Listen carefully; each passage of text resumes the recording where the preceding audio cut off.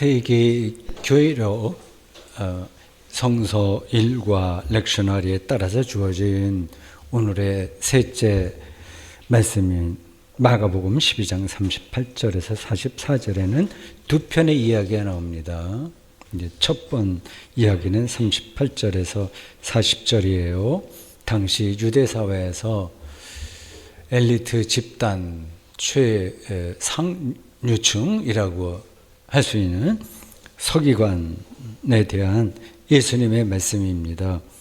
서기관들은 사람들에게 존경과 부러움을 샀어요. 실제로 똑똑하고 성실한 사람입니다. 그런 사람들과 우리는 가까이 지내고 싶어 하죠. 여러 가지로 유익하니까요. 또 어려움을 당했을 때 도움도 받을 수 있고 그런 사람입니다. 오늘날의 판사나 대학 교수 아니면 대형교회 목사 등등이라고 할 수 있습니다. 그런데 예수께서는 그들을 당시의 일반적인 여론과는 다르게 판단하셨어요. 본문 38절에서 40절을 세 번역으로 한번 읽어보겠습니다. 들어보세요. 예수께서 가르치시면서 이렇게 말씀하셨다. 율법학자들, 서기관이에요. 조심하여라. 그들은 예복을 입고 다니기를 좋아하고 장터에서 인사받기를 좋아하고 회당에서는 높은 자리에 앉기를 좋아하고 잔치에서는 윗자리에 앉기를 좋아한다. 그들은 과부들의 가산을 삼키고 남에게 보이려고 길게 기도한다. 이런 사람들이야말로 더 엄한 심판을 받을 것이다. 이런 말이 당시 사람들에게 귀에 잘 들리지 않았을 겁니다. 서기관들은 본받을 만한 사람이거든요. 근데 본받지 말라고 오히려 조심하라고 얘기합니다. 말이 되나요? 그 이유를 세 가지로 설명해요. 첫째는 그들은 인사받기를 좋아하는 거예요. 누구나 다 그렇죠. 또 회당이나 잔치에 높은 자리에 앉기를 좋아합니다. 둘째, 그들은 자신들의 전문 지식을 이용해서 의지할 데 없는 과부들에게 물질적으로 과중한 짐을 지웠습니다. 가난한 이 과부가 송사에 걸려서 도움을 청하러 왔을 때 제대로 대변해 주지 않고 변호사비만 높이 올려서 받는 그런 일입니다. 지금도 가능한 거죠. 셋째, 챙길 건 다 챙기면서 남에게 보이려고 길게 기도합니다. 그들은 실제로 사람들이 많이 오가는 길목이나 시장이나 성전 마당 등등에서 두 손 들고 예복 입고 멋지게 경건한 포즈를 취하면서 기도했습니다. 그럴듯하죠. 예수님의 비판을 서기관들이 직접 들었다면 얼토당토하다, 무고한 거다, 억울하다, 펄쩍 뛰었을 겁니다. 첫째, 우리는 원하지 않는데 사람들이 와서 자꾸 인사하고 근데 어떻게 하냐. 그리고 어디 가면 높은 자리에 앉으라고 하는데 상석에 앉으라고 하는데 어떻게 하냐. 그 말이죠. 둘째, 과부들의 재산을 불법으로 빼앗은 적은 없다. 고 강변할 겁니다. 나름 합법 아닌 일은 세상에 별로 없어요. 조선을 강제 합병한 일본도 자신들의 행위가 합법이라고 주장합니다. 히틀러도 자신의 행위를 합법이라고 하고요. 우리의 지난 군사 독재 시절에 그 지도자들도 자기들의 행위가 합법이었다고 얘기해요. 불법인 줄 알고 나쁜 일을 저지르는 사람들은 좀도둑이고요. 큰 도둑은 대개 합법을 가장합니다. 서기관도 그랬어요. 셋째, 기도 문제도 그렇습니다. 남에게 보이려는 목적이 아니라 이건 우리 영혼에서 우러나오는 거다 그렇게 얘기할 겁니다. 그리고 우리가 기도하는 모습을 보고 다른 사람들의 큰 은혜를 받는데 그거 좋지 않냐 이렇게 합리화하겠죠. 말은 그렇게 할 수 있으나 실제로는 위선을 피할 수 없습니다. 그리고 그 결과는 더 엄한 심판이라고 했습니다. 이 말이 참 이해가 안 되는 거예요. 그들은 무슨 심판을 받아요? 늙어서 죽을 때까지 잘 먹고 잘 사는데 보통 그렇지 않습니까? 이 예수님의 말씀을 이 사람들은 이 땅에서 잘 먹고 잘 살고 하지만 죽어서 심판대 앞에서 심판을 받아 지옥에 떨어진다는 거 아닐까? 이런 생각할 수 있어요. 죽음 이후의 운명에 대해서는 우리가 다 알지 못합니다. 그리고 위선이고 잘난 척하고 합법이라는 테두리 안에서 적당하게 불이익을 취한 사람들이 모두 지옥 간다면 우리도 지옥 갈 가능성이 큽니다.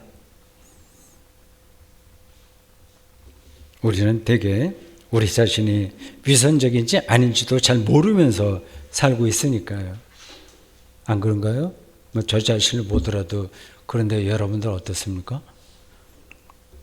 이 더 엄한 심판이라는 말은 우리의 죽음 이후가 아니라 위선적으로 살아가는 사람들의 영혼이 지금 여기서 얼마나 공공하고 피폐해 있는지를 봐야 된다는 뜻입니다. 지금 여기서요. 근데 그게 잘 안 보이죠. 다른 사람의 인정을 받으려고 애쓰는 삶이 실제로 얼마나 피곤한지, 거기서 또 얼마나 많은 문제가 일어나는지를 여러분도 다 아실 거예요. 지금 사회에서 벌어지는 대다수의 문제가 거기서 기인합니다. 뭔가 보이려고 하는 거예요. 저는 이 더 엄한 심판이라는 말의 의미를 조금 더 현실적인 차원에서 이렇게 생각합니다. 서기관 같은 지도자 계층에 속한 사람은 다른 사람들보다 자기 자신의 삶을 더 엄하게 성찰하면서 살아야 된다고 말이죠. 다른 사람보다 잠도 덜 자야 돼요. 이 서기관 자리에 오른 사람은, 지도급 되는 사람들은요, 다른 사람보다 더 솔직해야 되고, 다른 사람보다 더 자신을 낮춰야 되고, 다른 사람보다 더 이타적이어야 됩니다.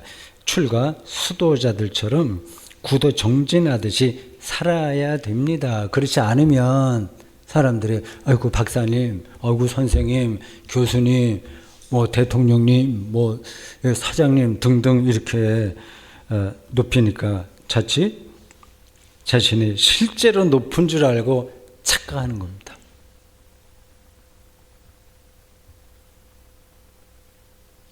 착각이라고 하더라도 한 번뿐이 없는 인생, 서기관처럼 좀 대접을 받으면서 사는 게 멋진 인생이라고 생각하는 사람들이 많을 거예요.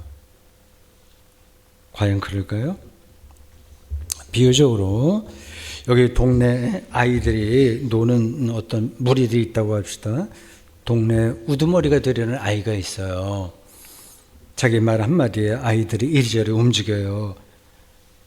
그걸로 우쭐대면서 허세를 피웁니다. 아이들이니까 뭐 어쩔 수 없긴 한데 그게 꼭 우리 어른들의 삶에 그대로 나타나는 거예요. 우쭐하고 허세를 피우는 겁니다. 어른들이 볼 때 그 아이는 우스꽝스러운 거예요. 우스꽝스러운 삶으로는 행복할 수가 없어요. 골목 대장처럼 잠시는 기분이 좋을지 모르나 그 영혼의 만족에는 이를 수가 없습니다. 이런 착각에 떨어지지 않으려면 그는 다른 사람보다 더 엄하게 자신을 다스려야 됩니다. 더 긴장해야 됩니다. 그래서 예수께서는 서기관 같은 사람을 좀 조심해라. 더 정확하게는 더 엄하게 자신을 다스릴 각오가 없으면, 준비가 안 됐으면 그런 높은 자리에 올라갈 생각을 아예 하지 말라고 말씀하신 게 아닐까요?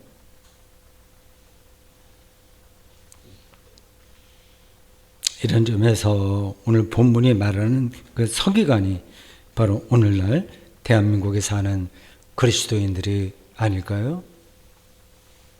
준비가 안 되는데 그리스도인처럼 사니 거기서 벌어지는 문제가 얼마나 많겠습니까?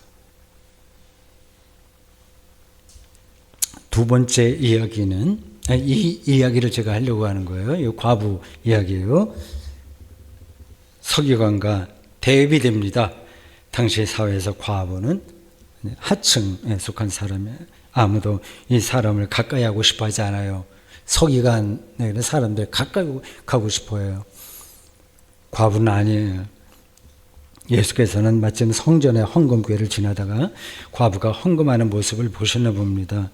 부자들은 자기 체면과 권위에 맞는 액수의 헌금을 드렸지만 그 헌금 드리는 게 그때는 좀 보였나요? 이렇게 명세서 같은 데 쓰기도 했나요? 어쨌든 부자들은 그렇게 드렸고 과부는 푼돈을 바쳤습니다. 성전에서 재정을 보는 사람은 부자들의 헌금에 주목했겠죠. 그런데 예수께서 이렇게 말씀하십니다.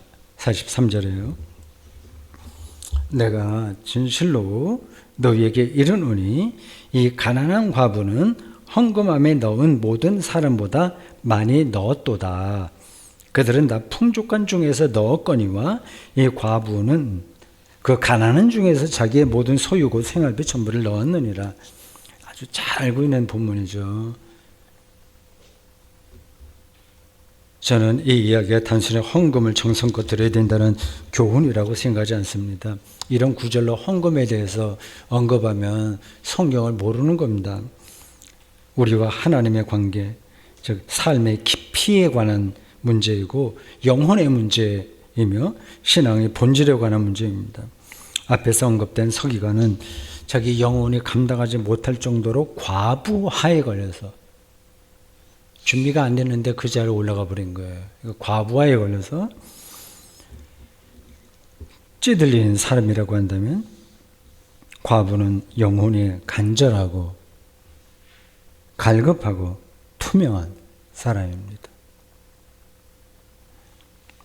서기관의 인생은 주변 사람들의 평가와 달리 초라했으며 과부의 인생은 주변 사람들의 생각과 달리 놀라울 정도로 풍성했어요. 이 삶의 비밀을 아시겠죠? 왜 그런지를요. 그걸 느끼시겠죠? 영혼이 갈급할 때만 삶이 풍성해진다는 사실은 분명한 진리입니다. 갈급하지 않은데요. 뭐가 풍성해지겠어요? 하나님 말씀에 갈급해야만 말씀이 풍성히 경험되고요. 그렇잖아요. 음악에 갈급한 사람에게만 음악이 풍성하게 경험되는 것처럼 말입니다. 일상에서도 경험하는 거예요. 저는 혹시 저의 설교를 들으면서 또 온라인으로 듣는 분도 계시고 나중에 접속하는 분들도 계시겠죠. 그분들이 속으로 당신은 과부를 너무 지켜 세운다 그렇게 생각하지 않을까 하는 느낌도 들어요. 실제로는 삶에 지쳐있는 과부를 정신적으로 상당히 높고 고상한 사람처럼 미워한다고 말입니다. 물론 이 과부의 인생살이는 피곤할 겁니다. 남편 없이 자식을 키우느라고 하루하루가 고생이고요. 남편 없는 여자라서 주변에서 무시당하고 억울한 일을 당할 수도 있습니다. 고달픈 인생에 표본일 가능성이 큽니다. 그렇다고 해서 그녀가 무조건 불행한 여자였다고 단정하면 곤란합니다. 과부와 재판장 비유라는 누가복음 18장 1절에서 8절에 나오는 그 예수님의 말씀에 따르면 억울한 일을 당한 과부가 원한을 풀어달라고 좀 불의한 재판장에게 와서 졸라요. 과부는 원한이 맺힌 사람을 대표해요. 갈급하다는 거예요. 우리는 그런 걸 불쌍하다고 생각하는데 불쌍한 게 아닙니다. 갈급함이 없는 게 불쌍한 거예요. 이 비유에서 예수께서는 교만한 재판장도 과부의 원한을 무시하지 못하듯이 하나님께서는 사람들의 원한, 즉 영혼의 갈급함을 풀어주신다고 말씀하셨습니다. 보십시오. 하나님께서 풀어주시는 인생보다 그 간절함을 풀어주시는 인생보다 즉 하나님과 특별한 관계를 맺고 사는 인생보다 더 풍성한 삶이 어디 있겠습니까?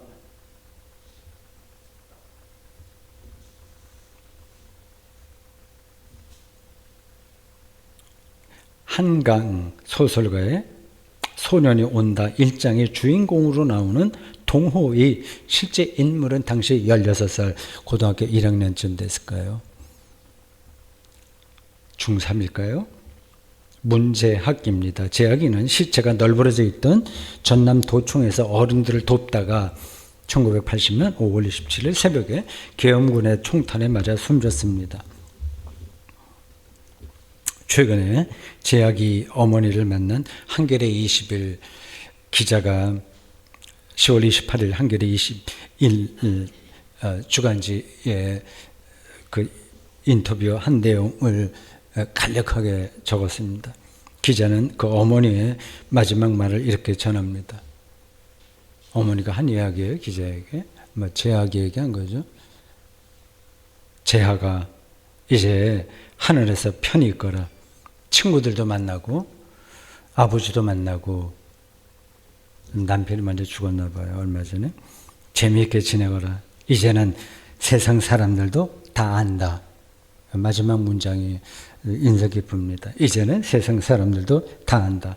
이런 방식으로 하나님께서는 과부의 원한을 풀어주시는 것인지 모르겠습니다. 이 본문에 나오는 과부를 더 주목해 보십시오. 이 헌금의 특별한 이유는 풍족한 중에 넣은 부자들과 달리 가난한 중에도 모든 소유 생활비 전부를 바쳤다는 데 있습니다. 풍족하다는 거하고 가난하다는 게 대비돼요. 부자는 돈은 풍족한데 영혼이 피폐한 사람이고, 나쁘다는 뜻이 아니에요. 그냥 건조하다는 거예요. 간절함이 없다는 거 하는 거예요. 가난한 과부는 돈은 가난한데 영혼이 풍족한 사람입니다. 무슨 말일까요? 풍족한 사람은 삶의 일부로만 하나님과 관계를 맺으나 가난한 이 여자는 자기의 삶 전체로 하나님과 관계를 맺기 때문입니다. 하나님과의 관계가 완전히 차원이 다른 거예요.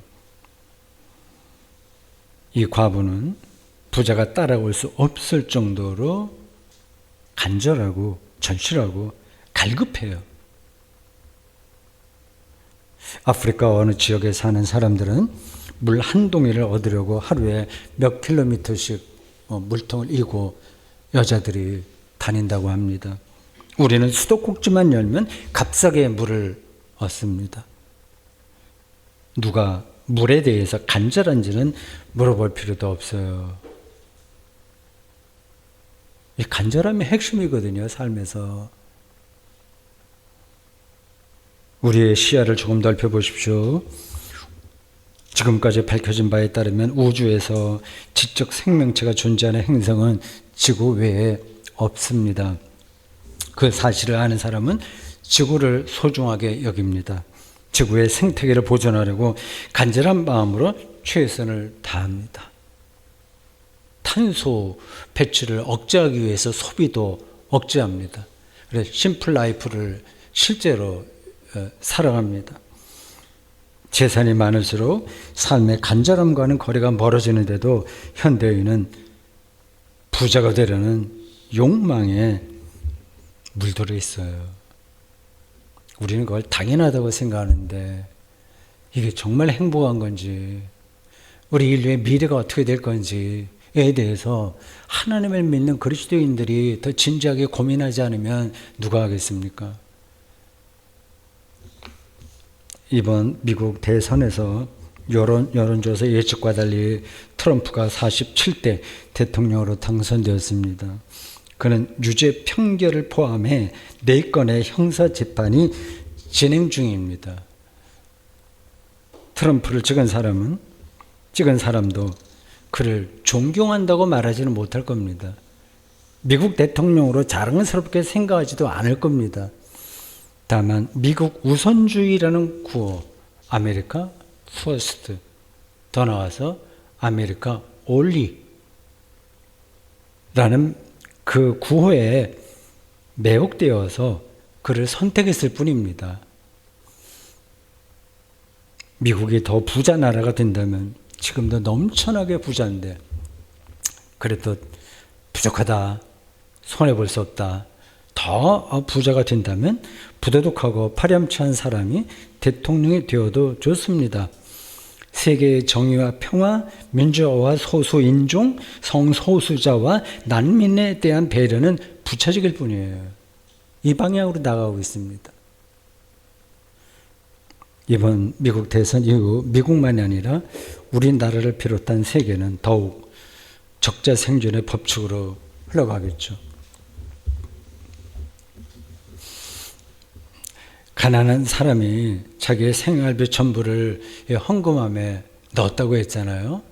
이게 어떻게 보면 좀 무책임해 보이긴 합니다. 아니, 자기 자식도 있고 하는데 생활비를 다 헌금 드리면 어떻게 해? 뭐 먹고 살 건 있어야 되지. 그런 생각이 들지 않습니까? 상식적으로 보면 그렇습니다. 근데 여기서 우리가 눈여겨봐야 될 중요한 관점은 이 여자가 자신의 미래를 완전히 하나님의 손에 맡겼다는 사실입니다. 이게 보통 사람에게는 불안한 일이에요. 어떻게 우리의 미래를 하나님께 맡깁니까? 그러니까 맡긴다고 우리가 말은 하고 그렇게 믿음 생활을 하긴 하지만 그래도 먹고 사는 문제는 그건 챙겨놔야 되는 거 아니겠어요? 그런데 여러분, 따지고 보면 평생 편안하게 먹고 살 재물이 있는 사람들도 삶이 불안하기는 똑같습니다. 차이가 없어요. 그 불안을 극복하려고 돈에 더 의지하고 다른 사람들에게 인정받으려고 더 노력하는지 모릅니다. 그래봤자 우리의 심연에 놓인 현재와 미래의 불안은 사라지지 않습니다. 다 아시는 얘기 제가 드리는 거예요. 이 과부는 가난하기에 다른 사람이 의지하던 돈이나 권력이나 명예 등을 의지할 수도 없었습니다. 하나님 외에는 의지할 대상이 없다는 사실이 오히려 복이에요. 역설이에요. 우리 말은 그리스도인데 말은 그렇게 하는데 실제로는 그걸 받아들이신 게 좀 힘들죠. 하나님만 바라고 하나님만 희망하고 하나님만 사랑하고 갈급한 마음으로 하나님만을 찾을 때 영혼의 풍요로움을 선물로 받을 수 있기 때문입니다. 여러분은 이 말에 실제로 동의가 되시는지요? 물론 좀 현실하고는 거리가 있는 것 같다 생각할 수 있습니다. 지금 당장 모든 재산을 헌금으로 바치라, 어려운 이들을 위해서 기부하고 가난한 과부처럼 살아야 된다는 말인가? 그래야 영혼이 풍요로워진다는 얘기인가? 그렇게 질문할 수 있습니다. 또한 이 가난한 과부의 영혼이 갈급함을 통해서 풍요로워졌다는 걸 우리가 어떻게 알지? 이렇게 질문할 수 있어요. 제가 이 질문에 대해서 일일이 대답하지는 않겠습니다.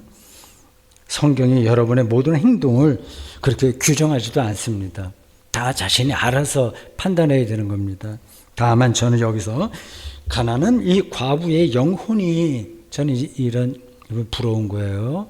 저게 미래를 완전히 하나님께 맡기는 그 사람의 그 내적 그 풍요로움과 갈급함이 부러운데 그 영혼이 어떻게 풍요로울 수 있는지를 솔로몬의 영광보다 야생화의 영광이 크다라는 예수님의 말씀을 염두에 두고 설명하겠습니다. 다른 설교에서도 한 이야기인데 필요하다고 생각해서 다시 말씀드려요. 일단 가난하지만 기쁨을 누릴 수 있는 순간이 무엇인지를 찾아보세요. 간단합니다. 숨쉬기, 돈 없어야 되죠? 보기, 듣기, 먹기, 책 읽기, 귀 기울이기, 사랑하기 등등 헤아릴 수 없이 많습니다. 전 얼마 전에 바지 주머니 터진 부분을 바느질로 꿰맸습니다. 아내한테 보고하지 않고 저 혼자 그냥 했습니다. 그 몇 달 전에 한번 꿰매달라고 했는데 바지 주머니 꿰맸는데 또 뜯어졌어요. 그래서 제가 다시 마르지 않고 혼자 했습니다.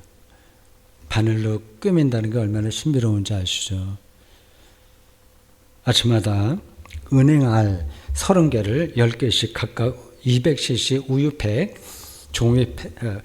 종이 팩에 넣어서 전자레인지에 각각 40초씩 돌린 다음 껍질을 까서 접시에 담아 놓습니다.